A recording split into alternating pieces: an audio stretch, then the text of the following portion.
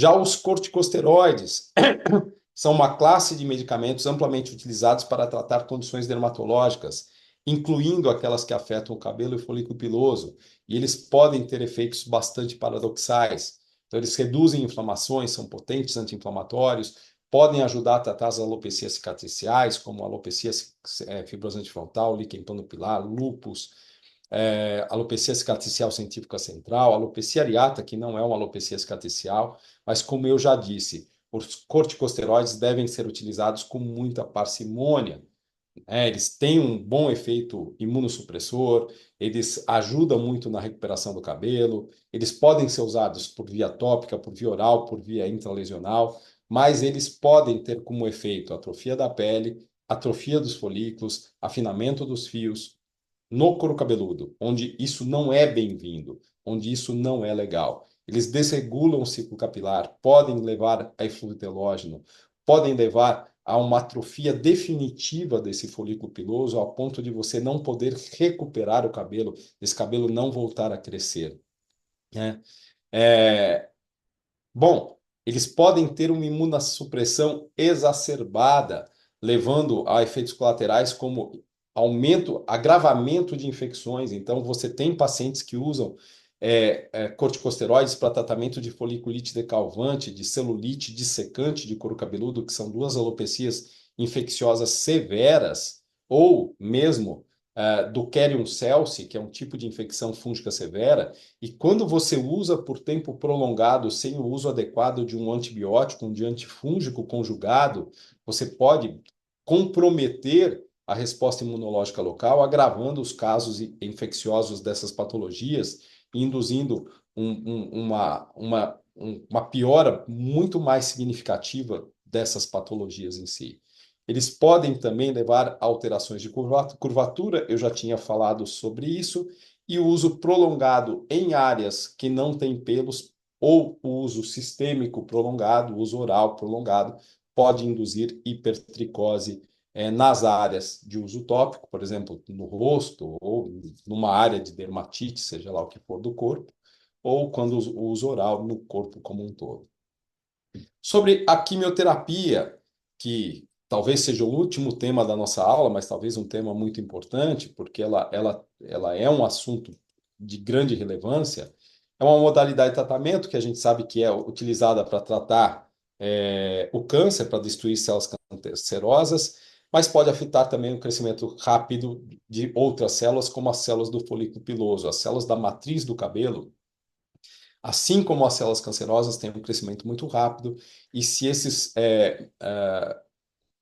quimioterápicos não forem seletivos, ou seja, se eles atuarem em todas as células que podem ter crescimento rápido, eles podem interferir no folículo piloso, levando ao eflúvio anágeno, que é aquele tipo de padrão de alopecia generalizada de couro cabeludo, com a alteração da textura e até no crescimento do cabelo, e isso é um problema muitas vezes sério.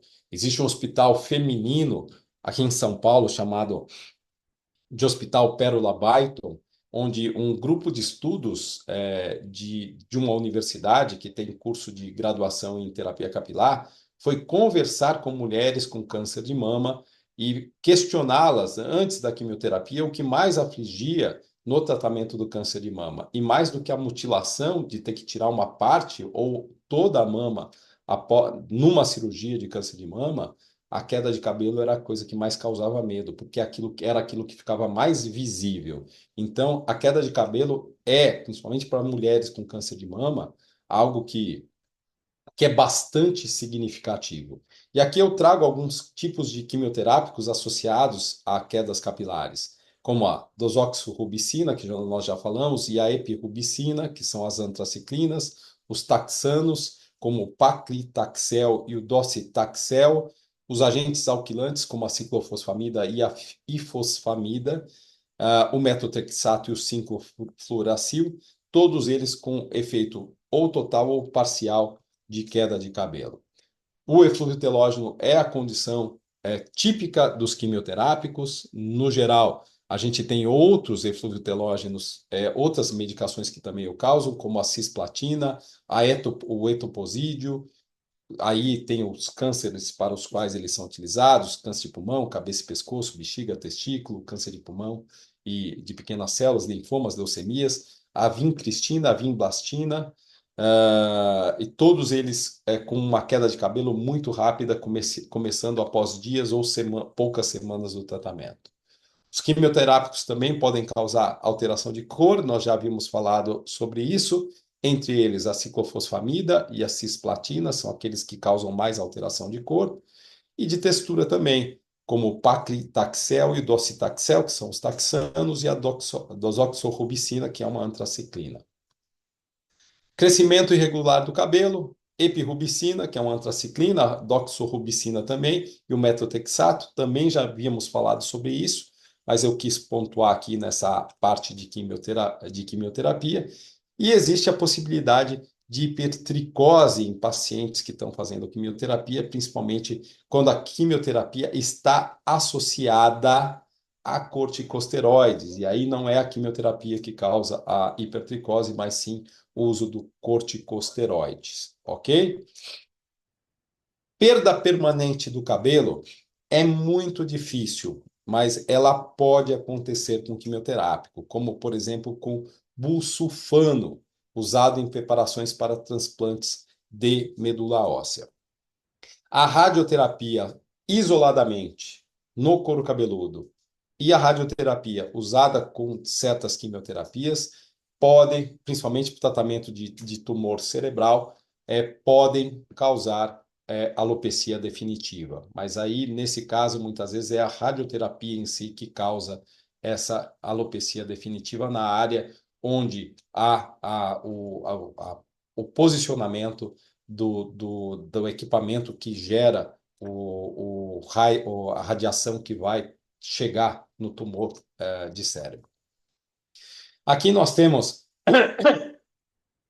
alguns artigos falando sobre hipopigmentação de pele e cabelo associado a alguns quimioterápicos, como pazopanib. E no câncer de mama, que é aquele que a gente acaba vendo mais, então tem um resuminho aqui de quais são os mais frequentes, e os efeitos capilares, alopecia, mudança de textura e cor, de pulmão, cisplatina, toposídeo e assim por diante, e nos linfomas também, e o que que eles causam? Efluvia perda temporária, até perda permanente em alguns casos, crescimento irregular do cabelo após o fim da quimioterapia, nas leucemias, os quimioterápicos, efluvianagem, possíveis mudanças de textura, crescimento irregular, alopecia, mudança de textura, alopecia, mudança de textura no câncer de próstata. Então, hoje a gente tem muito dessa preocupação com o paciente que vai passar por quimioterapia em relação à queda de cabelo, e existem alguns tratamentos para isso, entre eles o resfriamento do couro cabeludo.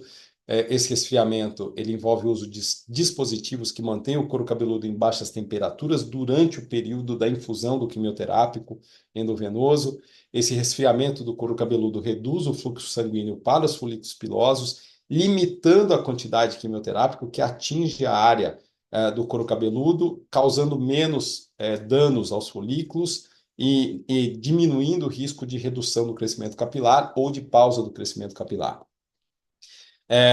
Os estudos mostram que essa técnica pode prevenir e reduzir significativamente a alopecia em alguns pacientes, especialmente quando certos tipos de quimioterápicos, como por exemplo os taxanos, são utilizados.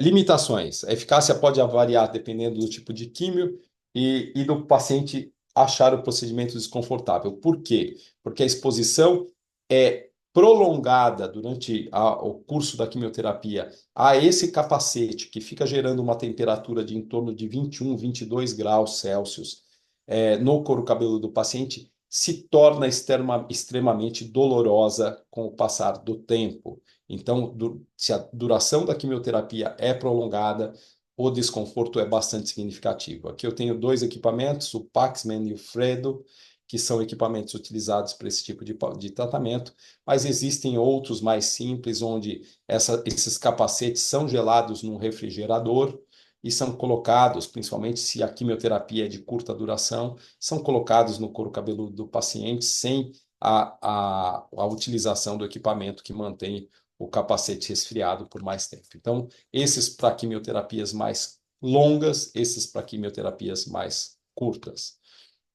Bom, aqui a gente tem aqui algumas informações sobre prevenção das alopecias induzidas por quimioterapia. Tudo isso tem a ver também com a autorização do oncologista. Eu, como tricologista, sempre digo, como médico tricologista, sempre digo que é muito importante que em duas especialidades em especial você peça autorização para tratar o cabelo do paciente. A primeira delas é a obstetrícia, porque muitas vezes qualquer coisa que você possa usar, e mesmo que não seja medicamento, pode interferir e poder causar uma teratogenia num feto, no embrião. Então, na obstetrícia, a gente tem que ter muito cuidado. O profissional tem que saber quais são esses tipos de produtos, mas ainda assim tem. Uma vez eu prescrevi um suplemento de silício para para uma paciente grávida. O obstetra pediu para tirar o silício. Na minha cabeça é muito claro, o silício ajuda no crescimento fetal, ajuda na formação da placenta, ajuda no cordão umbilical, ajuda na saúde da mãe como um todo, mas a obstetra pediu para tirar, eu tirei porque eu não ia fazer nada que o obstetra estivesse dizendo para mim que não era para fazer, porque ela disse que não era para fazer, eu não ia fazer. E o mesmo vale para o oncologista, para o oncologista mais ainda. Então, é possível prevenir uma queda de cabelo induzida por quimioterapia com minoxidil? Em alguns casos, sim, dependendo do quimioterápico. Mas o oncologista tem que autorizar. Se o oncologista não autoriza, é melhor não utilizar. Para mim, isso é muito claro. O tratamento oncológico ele está num grau de importância infinitamente maior do que o tratamento capilar. O tratamento capilar a gente resolve depois, né? Mas a questão da segurança e da saúde do paciente oncológico vem sempre antes. Então, existem terapias tópicas com o próprio minoxidil, com fatores de crescimento, com extratos de plantas, com fototerapia, que podem ser utilizadas. Existem algumas pessoas que optam, e alguns centros oncológicos, e sério, conheço centros oncológicos que utilizam técnicas de acupuntura, de massagem, de aromaterapia para reduzir o estresse e promover bem-estar no paciente, e isso muitas vezes diminui o impacto na queda de cabelo também, mas não necessariamente um impacto que seja tão significativo assim, né? Para o paciente que faz tratamento oncológico, por si só, muitas vezes já é necessário um suporte psicológico e social. Quando o paciente entende que o cabelo é muito importante para ele, esse suporte psicológico também precisa estar vinculado ao cabelo em si, ao enfrentamento, ao coping em relação à queda de cabelo, o entendimento que aquilo ali é algo que pode vir a ser transitório, algo que pode vir a ser passageiro e que, no final das contas, vai ser positivo. Tratar, né? Vai ser positivo. Tratar porque, poxa, no final das contas vai estar livre do câncer e o cabelo vai voltar. Muitas vezes, o próprio resfriamento e o próprio tratamento de câncer muda a saúde do couro cabeludo, resseca o couro cabeludo, deixa o couro cabeludo mais sensível, mais descamativo. Então, é possível usar sim algumas estratégias que deem conforto para esse couro cabeludo, como alguns hidratantes suaves, lavar o couro cabeludo com produtos com alta suavidade, com pouca astringência, produtos que venham a ajudar. Desculpa, gente.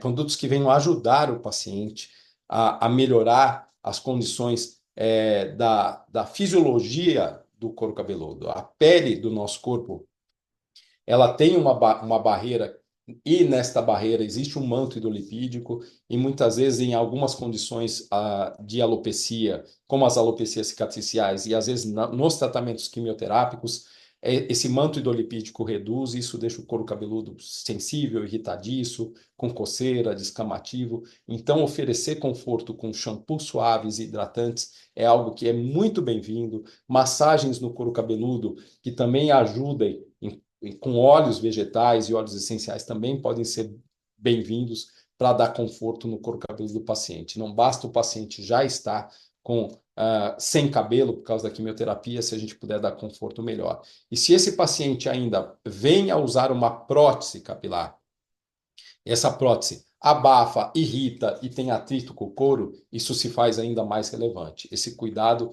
com o bem-estar do couro cabeludo, com a pele do couro cabeludo. Quem é atópico, e eu falo isso porque eu cresci com um quadro de atopia de pele, sabe que quanto mais a pele está seca, mais irritado o paciente fica. Não é a pele só que fica irritada, o paciente também fica irritado. Ele também fica desconfortável. Então, um hidratante é simples. Você está irritado porque tua pele está irritadiça, porque ela está ressecada. Você passa um hidratante, a tua irritação, a irritação mental, psicológica, ela diminui. E para um paciente com câncer, todo o conforto ele é muito bem-vindo, inclusive a cuidar da condição do couro cabeludo.